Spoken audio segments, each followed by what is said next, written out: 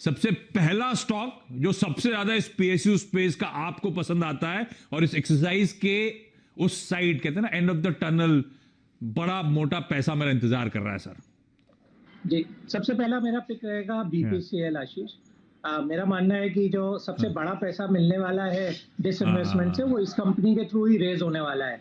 तो आज 1 लाख करोड़ के मार्केट कैप पे बीपीसीएल काफी अभी भी अंडर वैल्यूड है और मेरा मानना है कि जैसे जैसे डेट पास आएगी ये यहाँ से आपको 20% का रिटर्न तो बिल्कुल आंख बंद करके देने ही वाला है। सो सबसे सेफेस्ट बेट रहेगा बीपीसीएल। लास्ट क्वार्टर के नंबर्स की कंपनी ने काफी अच्छे पोस्ट किए थे और चूंकि अब क्रूड का साइकिल एक रिबाउंड हुआ है, $50 से एक क्वार्टर में क्रूड बढ़ के $65 तक हो गया है, तो जो इन्वेंट्री गेन, जो मार्केटिंग मार्जिन हैं वो बीपीसीएल के काफी अच्छे रहने वाले हैं। नंबर्स देखे ही फिनोमिनल नंबर्स थे, तो मेरा सलाह रहेगी बीपीसीएल को बिल्कुल आज जरूर स्टॉक काफी भाग गया है फिर भी अभी भी बाय करें, ये आपको स्टॉक का 500 रुपए के पार मार्च महीने में ही देखने को मिल सकता है। 550 के टारगेट, तो 500 के पार इस मार्च के महीने में ही अगले महीने आपको नजर आएगा और इवेंचुअली 550 तक के टारगेट। तो 550 अच्छे खासे यहां से 20% से ज्यादा के रिटर्न्स इमीडिएट तौर पे स्टॉक में देखने को मिलेंगे। लेकिन आशीष सर, ये बीपीसीएल का डिसइन्वेस्टमेंट वाकई इतना आसान है क्या? क्योंकि सरकार को अपनी स्टेटेड पॉलिसी बड़ी क्लियर करनी पड़ेगी, है ना, कि प्राइसिंग में इंटरवेंशन नहीं होगा, नहीं तो फिर तो गड़बड़ा जाएगा मामला जो भी खरीदेगा इस कंपनी को।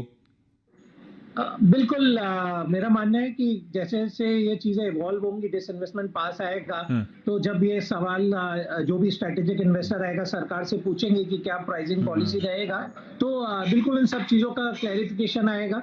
बट ये बिल्कुल एक मार्की एसेट है, आशीष आएगा, बट ये बिल्कुल एक मार्की एसेट है, आशीष ये समझना चाहिए, जिसके लिए बिल्कुल काफी बड़ी बिड्स आने वाली हैं और मुझे नहीं लगता कि यहाँ पे प्राइसिंग को लेकर कोई हिचक होगी किसी के लिए। बिल्कुल सही। और स्टेटेड पॉलिसी में अगर वाकई कोई क्लैरिफिकेशन आता है तो इसके पीयर सेट्स को भी आप लोग रडार पर रखिएगा। लेकिन बीपीसीएल इस समय स्ट्रैटेजिक डिसइन्वेस्टमेंट का सबसे बड़ा कैंडिडेट आपकी स्क्रीन पर, इस स्टॉक को रडार पर रखना है। अच्छे मीनिंगफुल रिटर्न्स इमीडिएट तौर पे मार्च के महीने से ही आपको यहां पे देखने को मिल सकते हैं।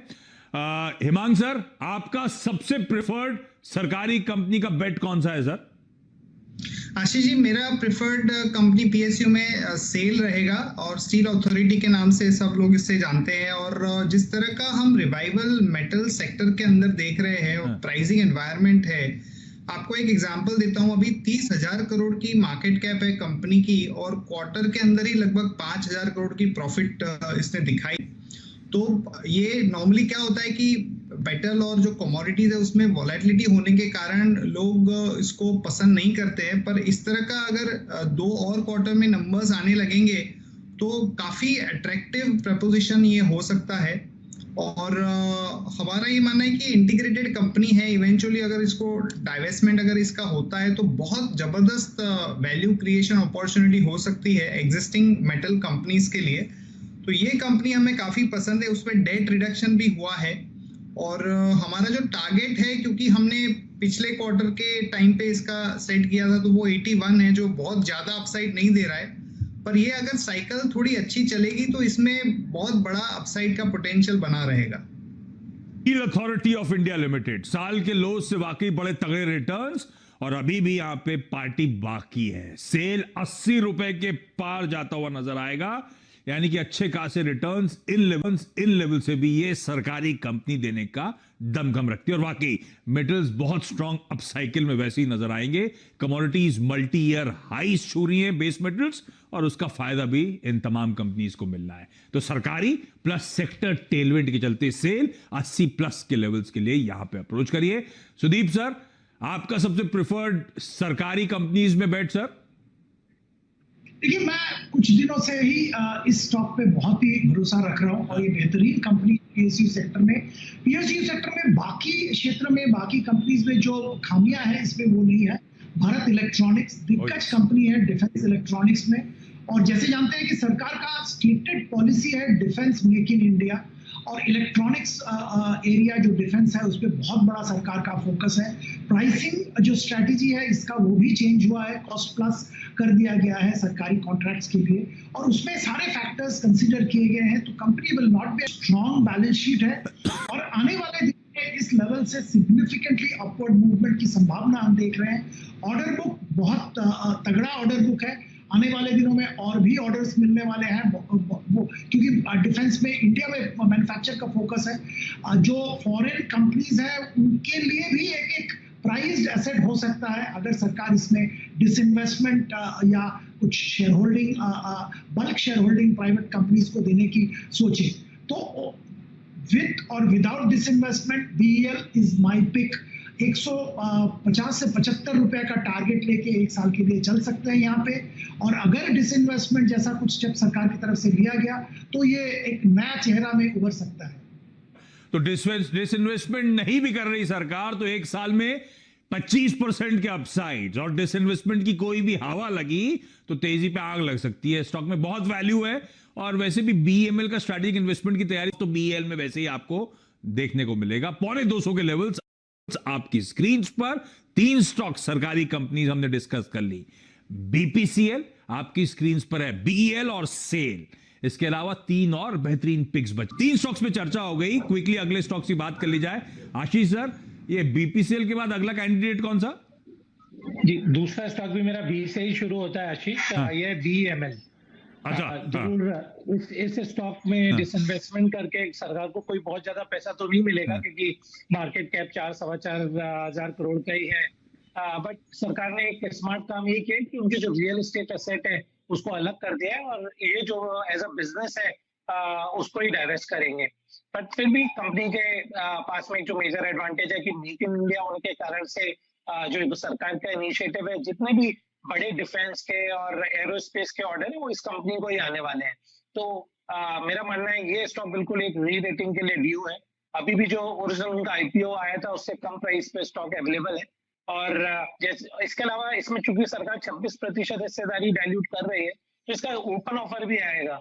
तो मेरा मानना है वो ओपन ऑफर कम से कम 1300 या उसके ऊपर के प्राइस पे आप देखेंगे। तो अभी भी इस रैली के बाद भी मेरी इस स्टॉक को बाय करने की सलाह रहेगी।